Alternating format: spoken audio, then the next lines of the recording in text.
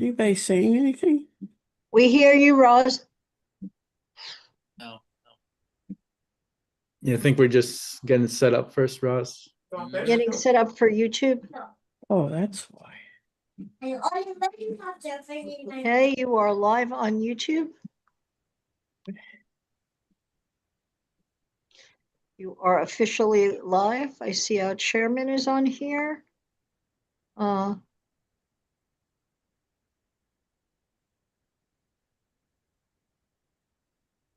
Michael, Leo, Eric, Patrick, Antle, Debbie, Lori, Tanya. Wow, we're all here. Hey, everybody. Good afternoon. Nice to see everybody. Hey, everyone. Hello. I guess we could start now. So good afternoon, everyone. I think everyone is staying warm. We today have the honor of having as a guest speaker Michael Carlier, Director of the Community Boards from the Queensborough President's Office, who will provide an update on the importance of becoming a community board member. And with that, we'll start. So Michael, welcome, and please take it away. All right. Thank you so much. And yeah, good afternoon to the good folks at CB2 here. So basically, I'm here today to just basically give a shout out to the community board application process, which opened a couple weeks ago in January 5th. The application is live and will be closing February 13th. Part of our office's efforts is to be more intentional about outreach to different parts of the borough and such, which is part of why I'm here. Just want to arm the current members with the information they need to basically spread the message to other would-be interested applicants. And for those renewing, obviously, of course, we hope you get your applications in as well. So I'm just going to go through a very brief presentation here. Most of it, you guys should be aware of, just being current members and all that. So I'll probably speed run through that part, and then we can get to Q&A, because more or less a lot of the finer details, just trying to answer as many questions and ambiguities that current members have, and hope that illuminates would-be applicants who are watching as well. So just gonna share my screen real quick and we'll get into it.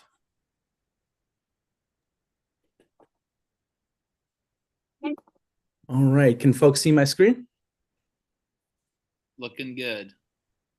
Okay, great. So just gonna do a quick blitz through this. Basically, what are community boards? As you guys know, just the first foundational fundamental level of local government, established by the New York City Charter in 1975, 15 districts citywide, 14 in Queens. Of course, happy to be here at CB2 tonight. Community board mandates.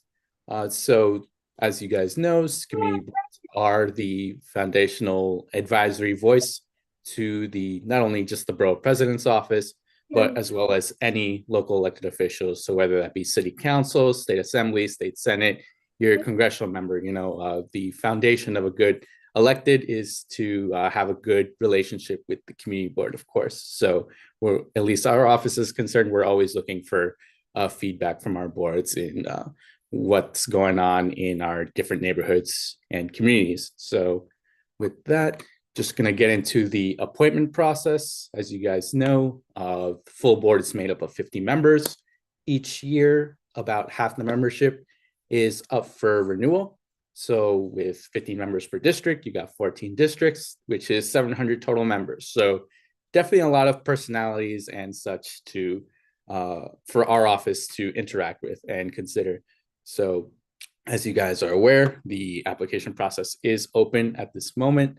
New members, we commit to doing a phone interview with, just an opportunity for new applicants to provide as much information as they can to our office. So the borough president has as much detail when making these appointment decisions come in late March. Part of that process, as mandated by the city charter, is that the borough president is obligated to receive nominations from the New York City Council on a proportional basis. So those nominations are more or less processed in March after the application formally closes. So while it's not a prerequisite by any means, we always encourage folks, whether you're applying for renewal or if you're a new applicant, reach out to your local city council member. Doesn't help, doesn't hurt, but it is a charter mandated process.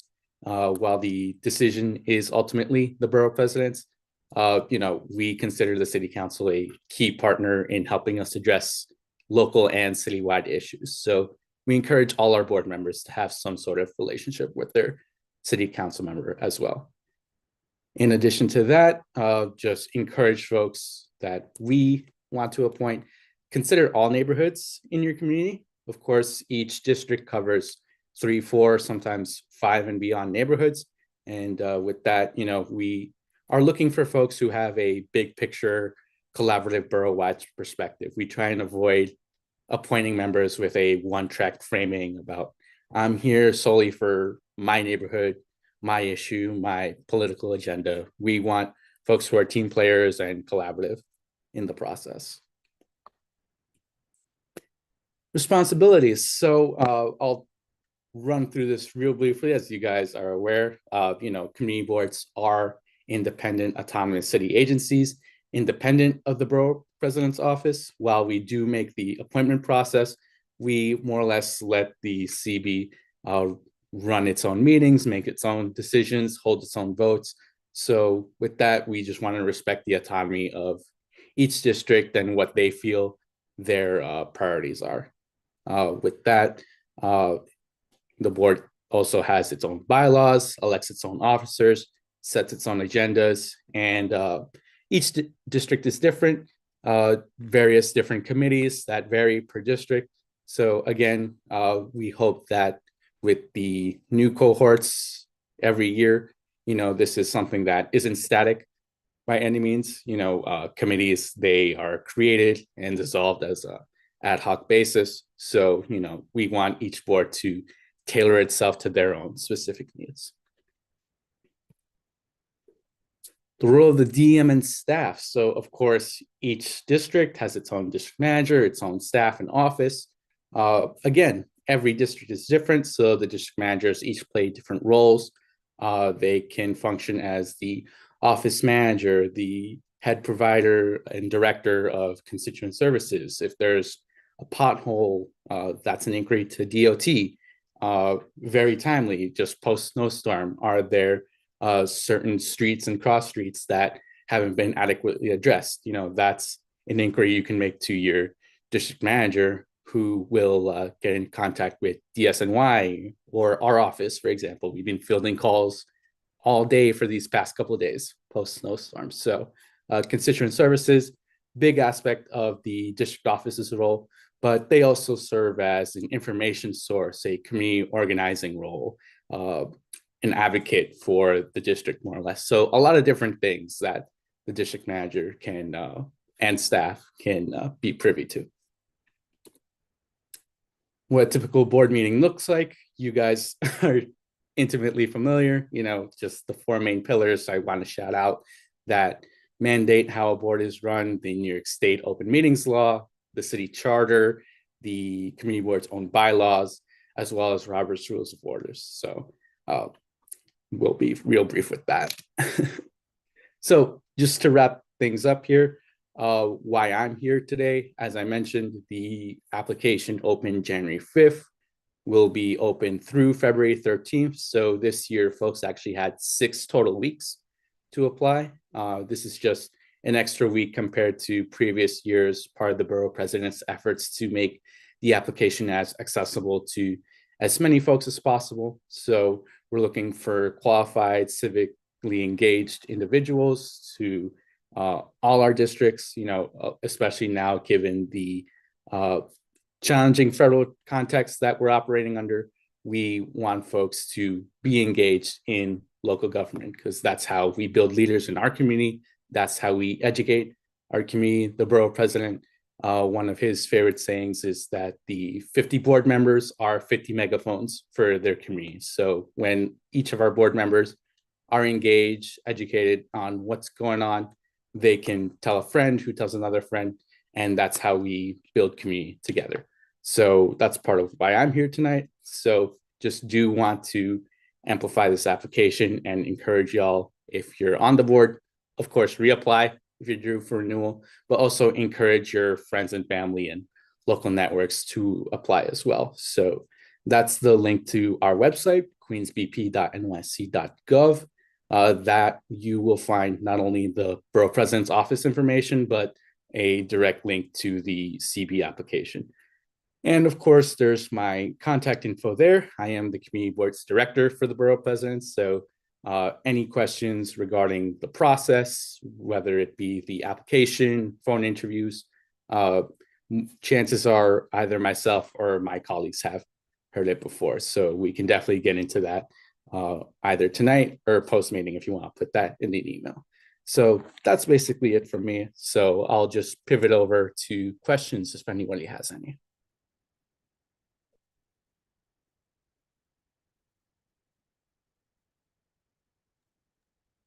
Thank you, Michael.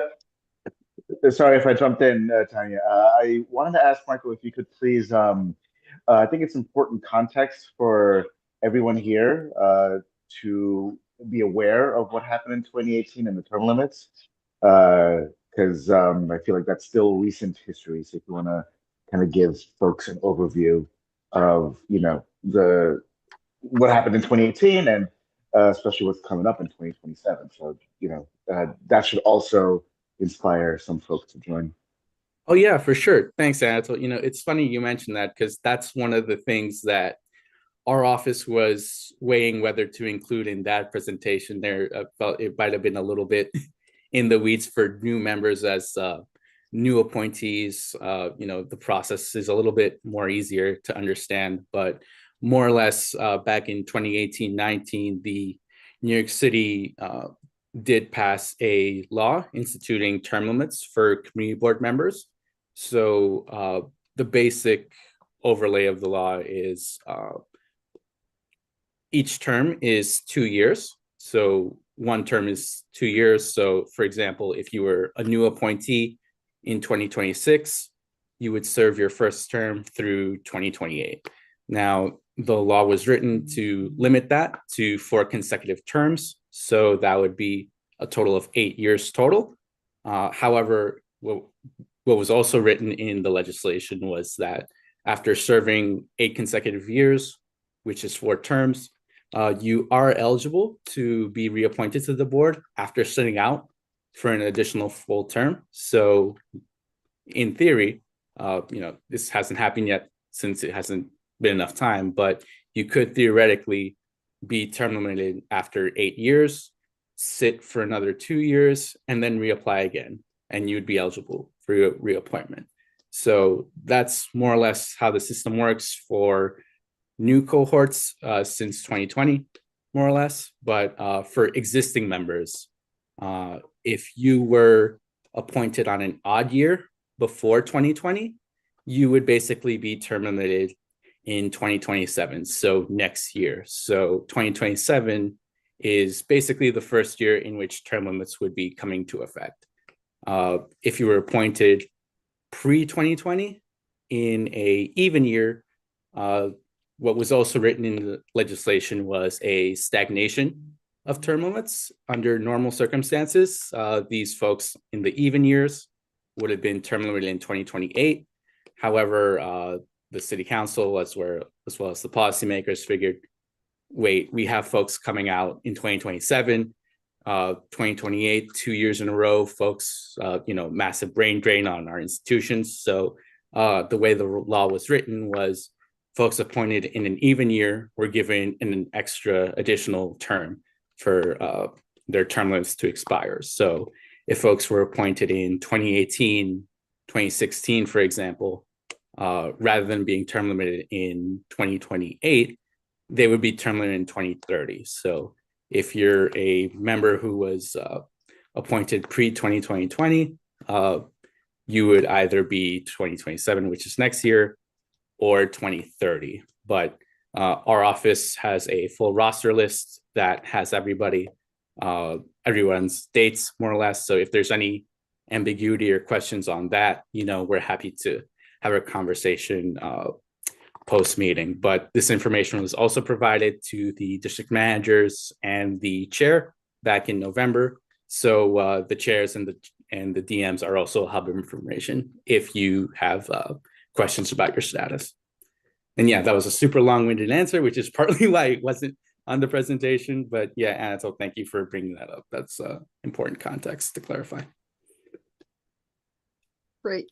Thank you, Michael. Before we start with the questions from Ross and Eric, I do want to ask you one that has come up a lot of times, and it's people get nervous when they get the phone call. So what are some of the things they should tell you or let you know? They usually say, oh, I got the phone call, it was very fast, I got nervous, and I forgot that I shouldn't mention.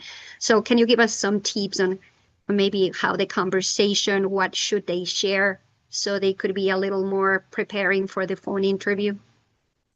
Gotcha. Yeah, that's a great question. So the phone interview basically is a 10, sometimes 15-minute conversation. It really depends on, on a staffer case-by-case basis. But yeah, we get over 1,000 applications. Well, we're trying to this year, usually for around like the 900 range. So we do try and knock these out in an efficient manner. So yeah, we do try and streamline that conversation a bit. For us, it's mostly we try and message to folks that this is an opportunity to expand upon what was already written in the application. So why are you interested in joining your community board? What are the skills, assets, and perspectives that you would add on to the board? So basically just a chance to expand upon some of the just basic introductory questions that we ask. And of course, what we always preach also is, you can't capture everything in a simple PDF file and a 10-minute conversation. So what we always encourage folks is like, oh, if there's some additional context or information that you want to provide, chances are you were on an email with the staffer to schedule that interview. So if there's anything post-interview that you wish to share, the more information, the better for us. So we like to think of Borough Hall as an open door. So, outside the context of an interview, like it's not too late at any point, So if there is something that you really feel the borough president ought to know, provide that information as soon as possible. Amazing. Thank you, Michael. Ross? Hi, yeah, thank you for explaining that staggered term thing. I actually had a chance to look at some of the statistics, and it amazes me that there are community boards which have people that have served over 50 years. And it strikes me a little odd, but we can't change it, that they couldn't have worked out some adjustment for people who've already served a lot of terms are now getting a fifth term. Actually, it might be their 10th term or something. That seems a little strange. But anyway, you did in your presentation have something that said the terms are 2 years or 1 year. What were you referring to with a 1 year? Yeah, I think that might have been misinterpreted, but the terms for each member are 2 years. So with that, I think what you might be referring to in the slide was that half the membership is up for renewal every year. So there is an appointment process that occurs annually. It's just that certain members might not be due for reappointment on a certain year. Perfect. So. Thank you. I thought maybe it was public members, because in our board, public members, I think, have a 1 year term. Oh, no, yeah, public members, that is something that's not really formally addressed in legislation. So that's more or less up to each district individually to articulate on in their bylaws. Right, we're just getting rolling on best governance. Thank you. Eric? Yeah, I'm curious if you can share statistics about number of applications. I'm curious about, either historically, how community board two fares relative to other community board districts in terms of applications that you see. And in particular, over the course of the application process, if you're tracking applications from different neighborhoods to make sure that we're getting representations from different parts of the district. And then secondly, who decides? And based on what criteria? If you could talk a little bit about that. Gotcha. Yes. So regarding the application statistics, so generally, just for sake of being publicly transparent, the borough president does release an annual report on community board applications, not applications, but appointments. So every year there is a QBPO demographic report that's typically released in the summer, so around July-ish, more or less. It gives a breakdown of exactly who was appointed to which district, what is the demographic breakdown.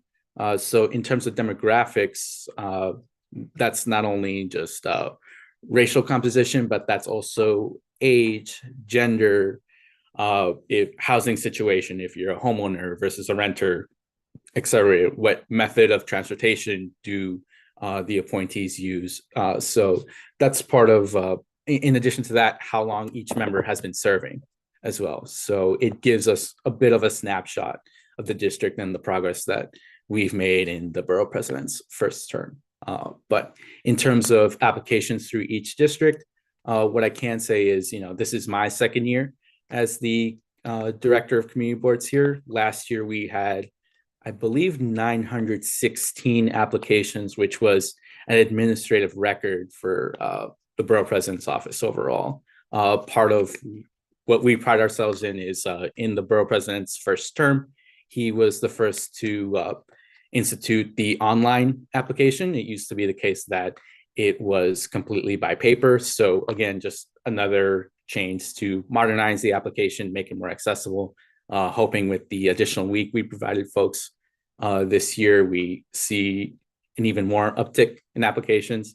In terms of district by district, I don't have those numbers offhand, but what I can say though is historically, as far as the borough goes, CB 1, 2, 12, and 14, at least in the tenure that I've been here, not only as the director for 2 years, but being with the borough president for 3.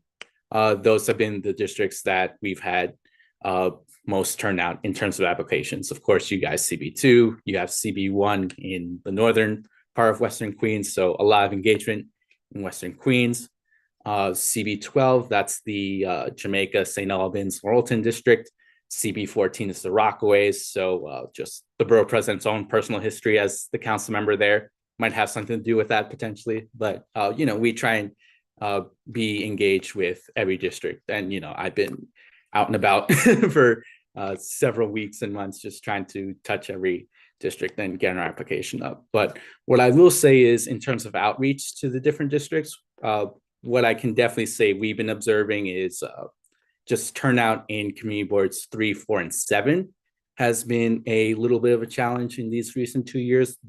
In part, we strongly suspect that's due to the federal context that we find ourselves under. We got ICE in the streets, we have immigration, big concern in our community, and that's sort of created a chilling effect where our office will reach out, and we are city government office, we're not the federal government.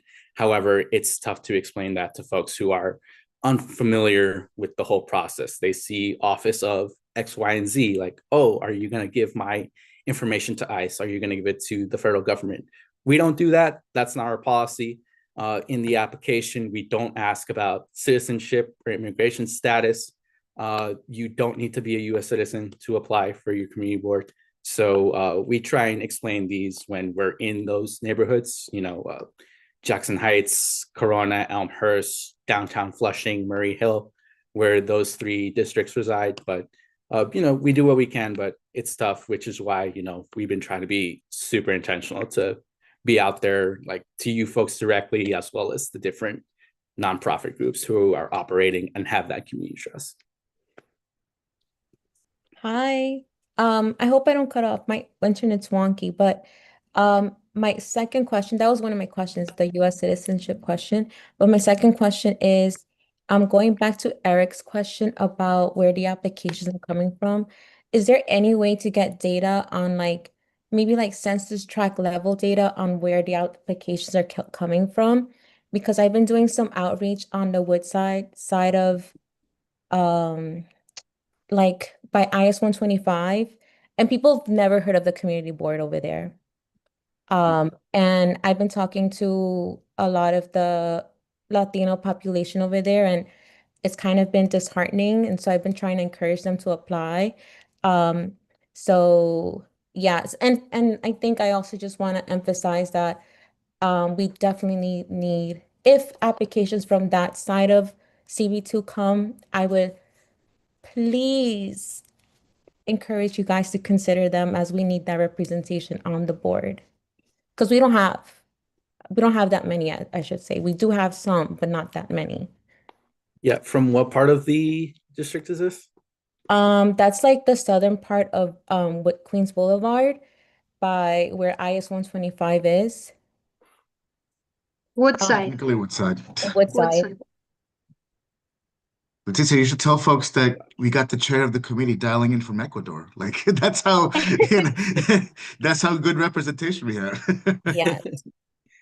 Yeah. So yeah, what I can say to that is, for us internally, part of our mandate in the appointment process is to proportionally allocate folks based on their city council districts. So not sure exactly how many districts are represented in CB2. I believe it's Tiffany Caban and Julie Wan. I don't think there's anyone else within the CB, but if a certain few blocks, but that's about it.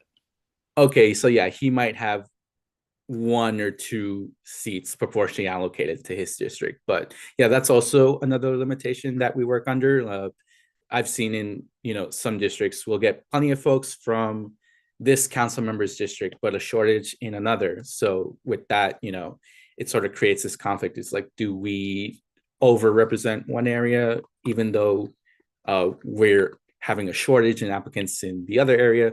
So trying to hit a balance there, which is why we're trying to increase everywhere. But in terms of like the information of geographical location, that I can definitely circle back with our office on that, because I think one of the challenges that we have to consider is exactly how much information we're allowed to share, just a matter of like public safety and privacy. We definitely don't want to dox anybody.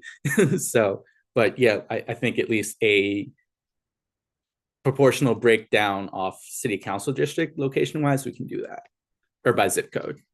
So.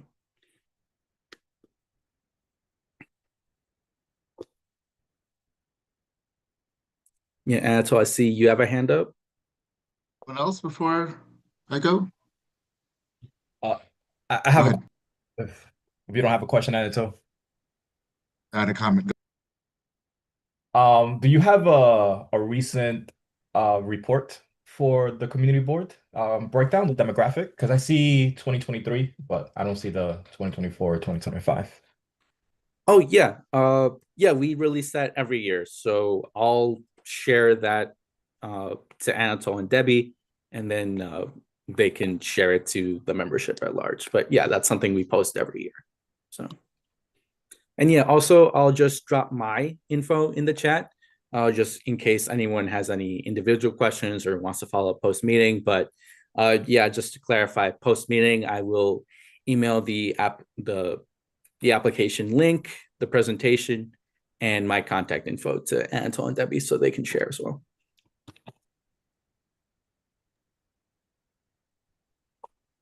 Great. Thank you, Michael. I know you have a hard stop, so I'll let really quick. Anatole, do you want to jump in before Michael has to leave? Yeah, please. Yeah, really, really quickly. I just want to commend Board President Donovan Richards and your office, and also your efforts personally, Michael, for like making community boards in Queens, doing your best to reflect the boards, right? Because you know, these questions that you mentioned and going online and giving people all this time, like you're really trying to meet the community where they're at, right? These questions, like, are you a homeowner or renter? Like, uh, what's your housing situation? And, like, how do you commute? These are questions that were never asked before, and they went a long way towards, one big reason why the ballot proposals passed overwhelmingly back in 2018 is because communities changed, but community boards didn't. So what you all have done has been really fantastic in reflecting communities and making sure that community boards reflect their communities. So really appreciate all that, and that's why encourage people like Leo Gutman, our public committee member. It's your second year, I think, right, as a, a member of this committee, to apply because you'll be coming in and with all the well, hopefully, I don't want to say no promises, but hopefully with all the changes coming up, it matters even more to have new folks and passionate folks participate and apply. So and then that's all because of the work that the BP and Michael have done. So thank you. No, yeah, absolutely, Anatol. And yeah, just to add on to that, not only the demographic stuff that I mentioned, but we also ask about what your educational background is, whether you're a parent or not. Do you have a seen or unseen disability? So when folks think demographics, they think just about race, but it's a lot more than that. So we want to be considerate of all avenues. So also, yeah, I do happen to have the file directly for the demographic report, so I'm going to drop it in the chat there, but I'll also be sure to email it to you and Debbie for follow-up with the rest of the membership.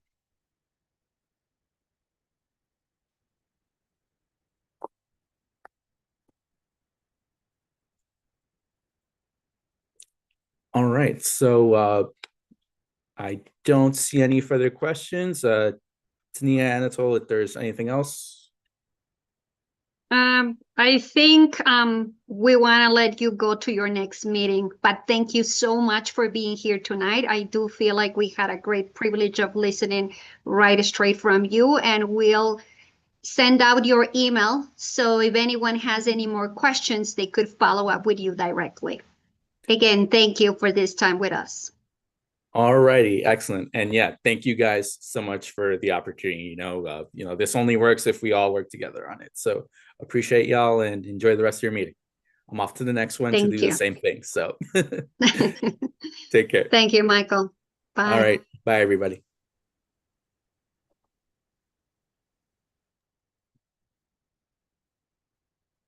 Well, that was great. I hope everyone got to ask the questions that they wanted. If not, you know that you can always email Michael and ask anything else.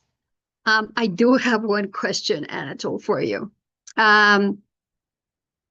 For my two public members or committees, two public members, since Michael mentioned that we can send extra material, I guess, could we make a letter of support, send a letter of support, letting them know that they have active and supportive of our committee? I see no reason And why maybe you can't okay.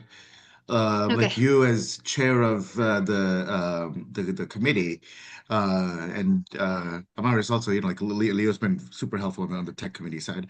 So yeah, if the two of you want to send an email directly to Michael and making giving your vote of confidence to our two public committee members, and I don't think Monil's here, but he's done the work. We've seen his work. Yeah, I think just do it via email. Okay, perfect. Thank you. With that said, Amaris, the floor is yours. All right. So, I mean, we have 4 different items on the agenda today. So I guess we can hit it, so in order. I don't know if you guys have the agenda list here, but we could just hit it in order. And the first one is just to establish a partnership follow-up. So Debbie has volunteered, the district manager has volunteered to get in touch with OTI and have someone potentially come into one of the meetings so that they can discuss what kind of resource they can offer us other than providing website management. So first of all, I just want to just flip it over to Debbie to see if you made any progress in that. Were you able to get in touch with them, and would they be willing to come in to one of the meeting? I know they're not coming in today, but the follow-up meeting. Did you get any feedback from them?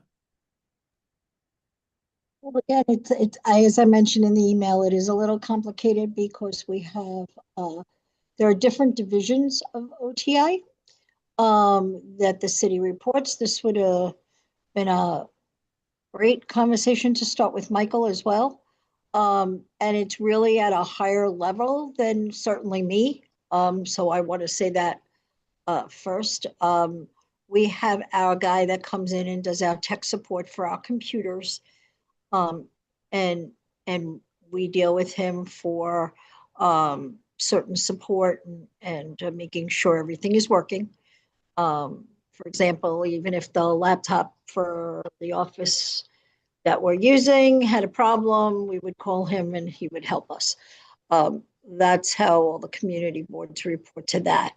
The website, we deal with a website group. We don't really talk to them much. We send all of our anything we want to post to the website, we send to the website technical group, and they're like all of us, so it's a different level, and they just post it to our resource page or our front page or wherever we actually tell them all of our committee meetings, and we set it up. So if you wanted to move, let's say, the committee meetings to another location, you would direct the office to do that, and then we would send that request on to the website folks, and they would move stuff around. So that's how that tag works. It's like a little spreadsheet, I guess, of who does what in the OTI world. And OTI, Office of Technology, Information Technology, is a big group under the mayor's office because they do phones, they do technology, they do websites, they do community boards, they do agencies. So there's different people that reach out for different things. So some of your questions that are a higher level than the community board itself. So we have to kind of figure that out a little bit. So we may want to get the borough president's office and others involved in that, because there isn't just one person that says, oh, okay, this is the way it goes. I mean, and it's cool. before I going don't to the talk borough too president, much. I want to, you're the chair, so I want to divert to you. yeah, so before going to the borough president, I think let's try to leverage the contacts that we do have. So would you be able to send an email to the tech support or the group that's currently managing the website and just ask them to just escalate that email to whoever their manager is or the supervisor? That way, they could come in. We can make that connection through that method. I can do that. We can send an email and see who's in charge of that division and see where we can go from that. Absolutely. Yeah, so I've kind of done that already, but I haven't gotten a response, but I'll certainly do that again. Yeah, so I would like to do a proactive approach, and if none of these, methods work, then we can then reach out to the borough president, and hopefully they can reach out on our behalf. But like I mentioned before, I would like to help out, and I'm just gonna bring it back to the committee here. If there's anyone that can help out with the process, please let us know as well. So the goal is to try to get OTI or a representative of OTI to come into the meeting, and then that way they can speak to us about what kind of resource they can provide to community board. And it's not just for us, but all the community boards in general. Based on my knowledge, I don't know if other community boards have a tech committee, but we certainly do. And I want to make sure that we definitely leverage, the fact that we are all here together, we have the know-how, and we can relay that information to other community board. But for myself, I would definitely like to have OTI representative to come in, especially since we have this tech committee set up already.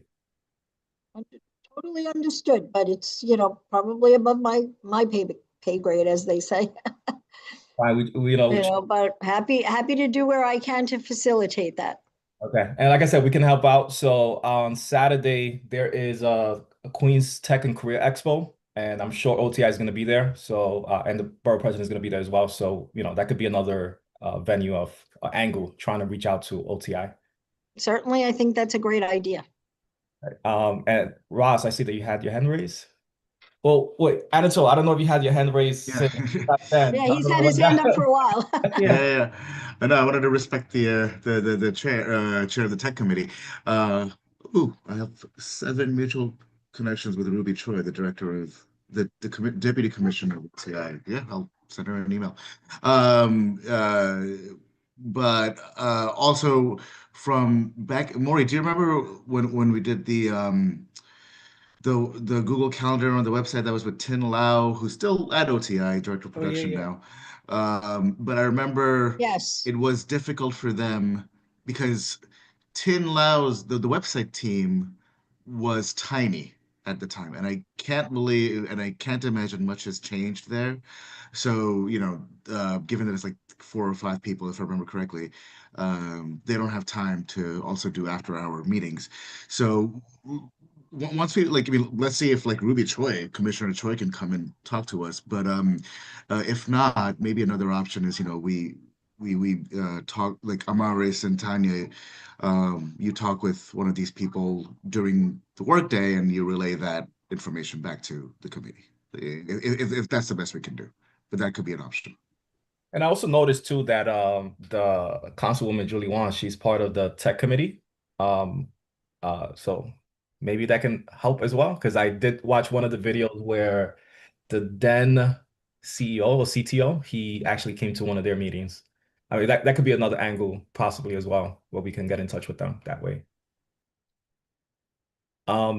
Roz, you Yeah, I'm very pleased to hear what you're suggesting. I think I have to agree with the district manager. It's beyond her pay grade. This is about site design, and we don't want to go outside of OTI if we don't have to. Some boards do. But I think those of you that are much more technically adept than some of us, like me, do your bit, and that sounds very promising. So I just want to be supportive of that. Yeah, and it's not just for the website. So it's just in general what kind of resource they have access to, that they can help us with, I would say. And one of those examples could be cloud computing, right? So, is that something they even offer? Again, this is the first time we have a tech committee. Again, as I'm aware, so maybe they do have the capability of offering us a cloud compute, right? So I'm not sure, and I would like to have them give us a breakdown of what kind of resource or how they can help us out. So that's really why I would like for them to come in. So it's not just the website, it's just in general, what kind of support can they provide? And I think having someone in between, when it comes to that intermediary, when someone is managing the website, I usually people just have a single task to complete. So I understand that it may go to the upper management, but I just want to try to get someone to come in to speak to us directly if it's possible. But so yes, if anyone, please let me know if you have any contacts so we can help Debbie out as well. And I'm going to attend the Korea Tech Expo. So if I see anybody there, I will try to make that connection as well from that angle. But if anyone has any information or any lead, please let me know, send me an email. And also the district manager as well.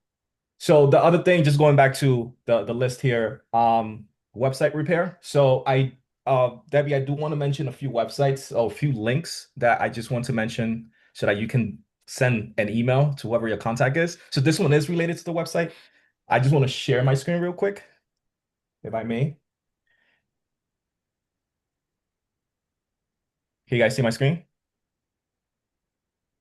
Yes. Yes.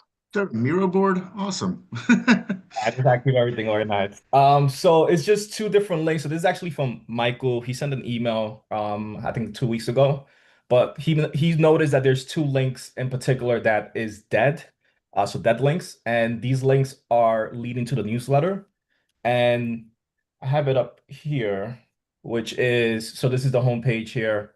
So if you come to the top here where it says newsletter, it goes to 2024, right? So we should have the latest newsletter link there. The other section is going back to the homepage, is if you scroll down a little bit on the right side, you have sign up to the newsletter. So this takes you directly to the link.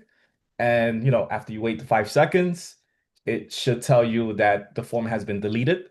So these two links here, I would like for them to fix. I know we have Beehive. I don't know if there's a sign up form for Beehive, but definitely those two links I would like for them to fix. If you can send them an email about that, Debbie. Yeah, the committee has to give me the links that I have to send to the website for them to link to.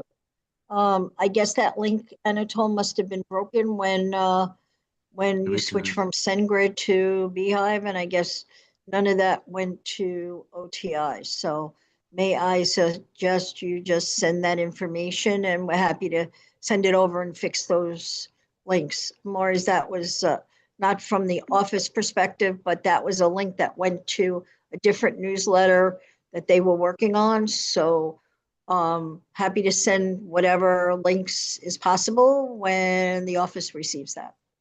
Okay. Typically, how long does it take for the link to be updated once you send an email? Usually a day. Okay. Once I get the link and I forward it over to OTI, we fix it right away. Okay, cool.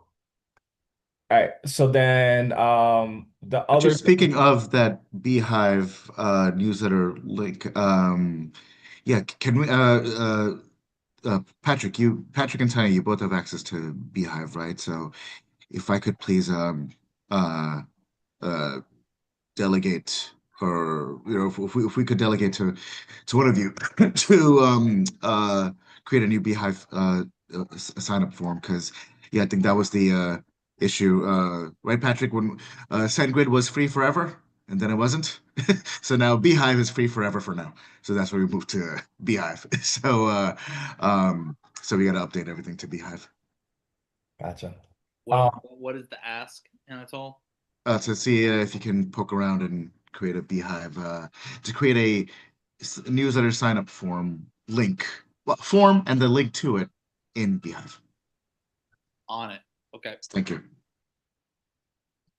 And I guess the third item on the list that I have here is I would like to make a proposal of having a competition. So a district technology innovation competition. And basically, like I would like for the students at, LaGuardia, students at local high schools, and just people in general who live in the district to be able to participate in terms of proposing tech solutions for local challenges. So there's something that we spoke about in the past, where we're trying to get more engagement from the district itself, people who live here.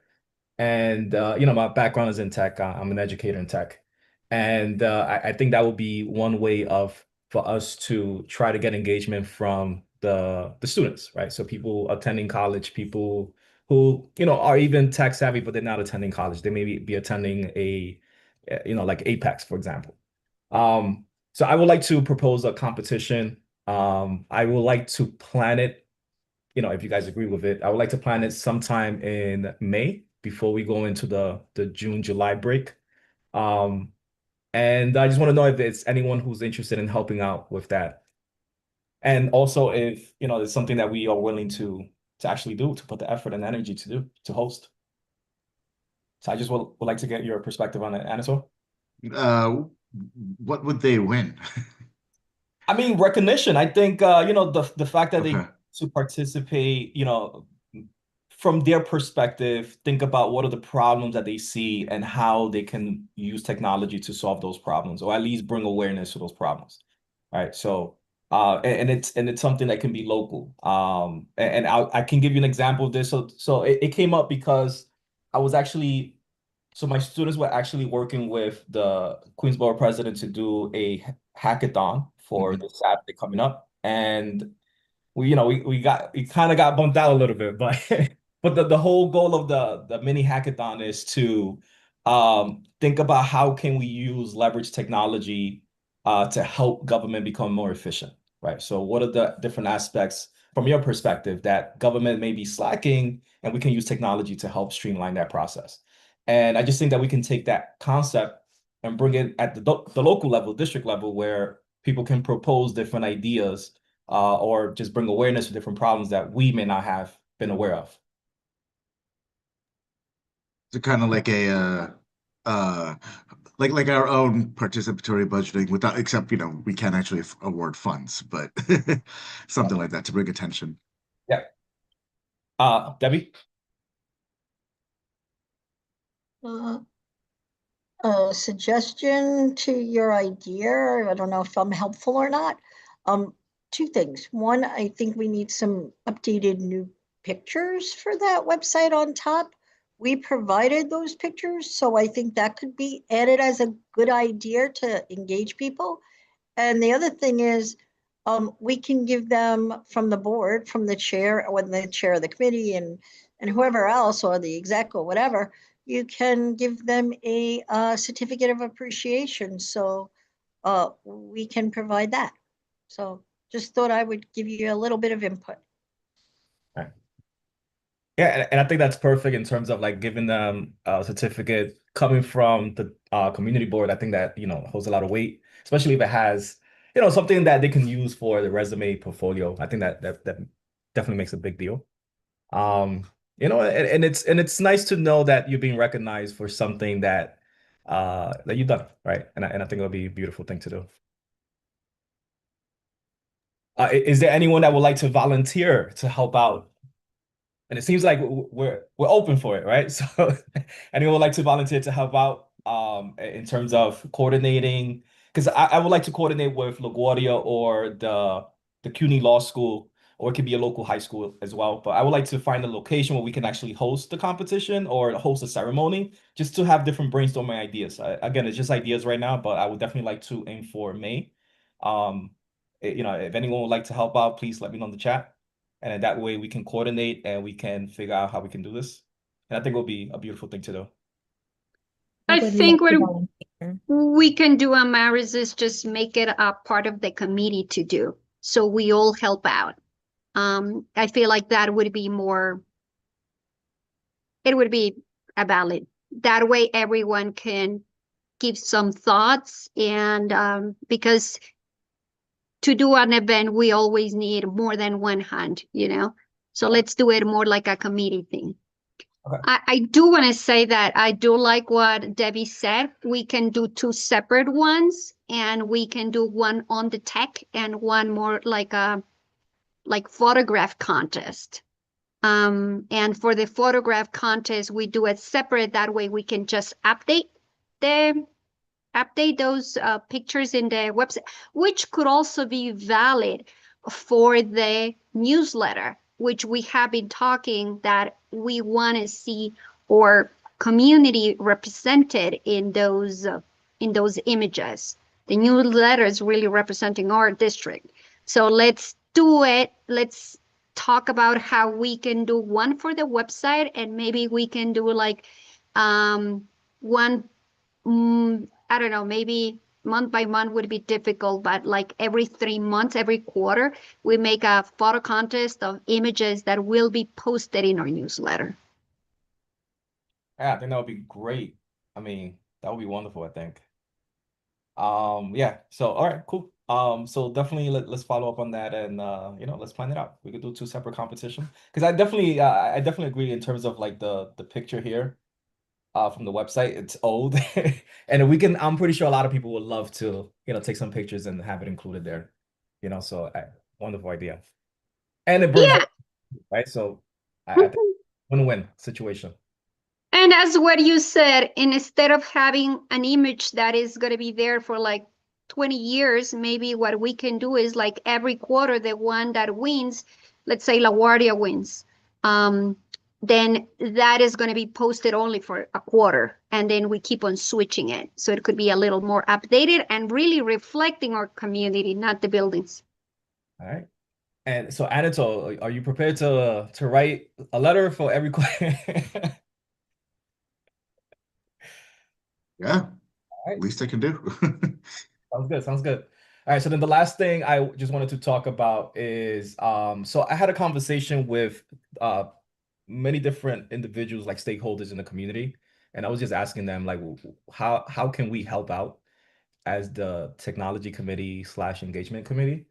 And something that, they mentioned or came up over and over was having some kind of database where we highlight like a directory, right? A local directory where we highlight different places where people can go to learn about tech or learn about like English, how to speak English or how to write grammar and things like that, just to take classes that are free, right? And some examples of that is the libraries.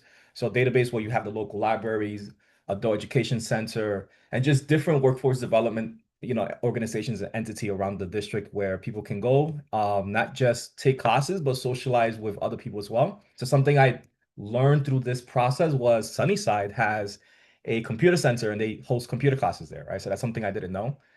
So I would like to have a directory where we have, catalog all of these different entities in the district where people can actually use and leverage so they can, and it should be free, right? So I would like to have a database here on something like this. Anatol? Yeah, the fantastic idea. So two things, like for context, like back in 2021 or 2020, when the tech committee was formed and turned into a standing committee, one of the ways I thought we could,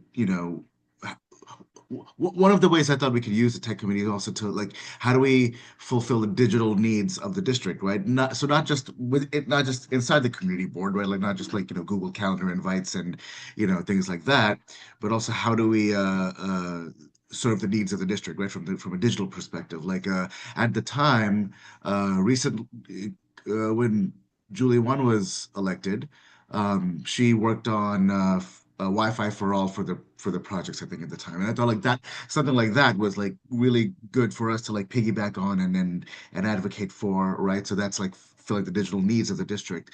Then also during lockdown times, there was like a federal grant. It's a which hopefully we see these kinds of grants again, but it was a federal grant for if you had a child in elementary school who was doing remote classes, you could get like a benefit for like uh, $500 or something for like you had to apply for it, but you could get that for so signal boosting that, right? Making sure that the community knows about benefits like that. So I'm absolutely with you. I love the wavelength you're on, but just to like get you thinking. And another project I had at the time that didn't get back to was kind of like and I'm glad that our small business committee chair is on. I had big dreams of like having a local business directory section of the cb2.gov website. So like if you have a business or if you have like or like Maury, if you're a sole proprietorship, or if you're like designer or something like that, exactly, a yellow pages for a directory. The yellow pages is a directory. So a set of directory pages for just highlighting local businesses and things like that, where and it would link back to it could be restaurants, it could be architects, it could be things like that. Any local business like that, anyone who had a listing or a website they could link back to. I feel that that could also help as a meet the digital needs of the district, right? Like have another, and also like have one more backlink, like from SEO and AIO perspective. And I'm also gonna delegate to Leo, if I may. Like if you could also like be one of our thought partners and think of like how else can a community board or from the civic perspective help meet the digital districts of the community. Could we also share information about the food pantries and services and also parks? I feel like a lot of the people come to Queens and they ask us where are the parks. So maybe we can get a digital map that shows the location and we add it. Yeah, directory. We do have a list of the pantries on our resource page, and we do have a list of the churches and houses of worship. So maybe you would want to look at expanding that and Yes. adding to that and doing something with that. That's a great idea, actually. Yes, and I did want to also ask for permission to also share that at the end of our newsletter, because I feel like we have been asked that a lot of times, that they would like to. A lot of the people sadly don't have a computer, so they don't go into the website, but they somehow, from word to word, they listen from the newsletter that there are food pantries in our neighborhood. Well, we used to send that out, a hard copy of the newsletter, to all of those local papers and to the people that don't have those email addresses. And that's why we still do send hard copies of our agenda to different locations. Great. Thank you, Debbie. You're welcome. I want to be respectful of everybody's time, but can I get, if it's possible, to get Letitia and I was looking at Warren. Can both of you be able to tackle this one right here in terms of finding, so it could just be an Excel sheet where we can find all of the different learning centers, libraries, and adult education center workforce development in the district itself. Can you guys handle this? And also, me and Tanya, we can work together on this. In terms of the competition, I can work on the tech competition, and Tanya, you can help out with the photography competition aspect of things. Mhm. Yep. But Amaris, you're a great photographer also, so I need help with. My passion is tech. So I would definitely be in the helping out, but I would like to focus on the tech aspect of things. Ross would like to help out as well with the tech, or you're talking about? No, all that I'm going to suggest is that you create a skeleton spreadsheet or where forms or people can make entries of these various services, and you can then try to categorize them. And that as a working document, that wouldn't be an official anything until it takes some shape and we see what we have. But just as a process, I think you, Maurice, if you set up a, Google sheet or something, maybe, and whether it's something between a sheet and a form, but you know what I'm saying? I got full confidence that Letitia and Warren can figure that out. Well, I think you need to set the sheet up and they will start filling, and that's what I would think. I don't know. Yeah. Otherwise, that'll structure it a little bit. That was my only thought. Yeah. Okay. Yeah. An email just to follow up as well. Mhm. And I want to say that just what we heard, I just want to remind what Michael said earlier. We now have term limits. So some of us are going to be rolling off soon. So I do feel like we want to keep the continuity of this committee and the things that we have been able to achieve. So creating a spreadsheet so we can sign up for different I'm going to call it experience or volunteering opportunities would be great.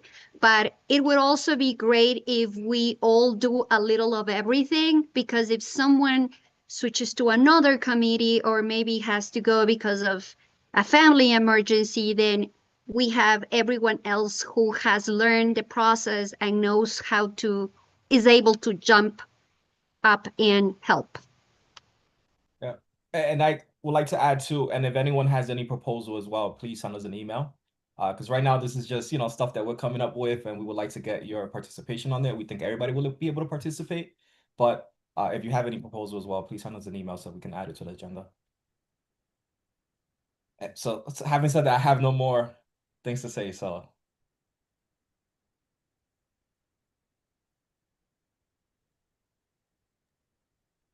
Motion to adjourn. Yes. Thank you, everyone, for coming, and stay warm. See ya.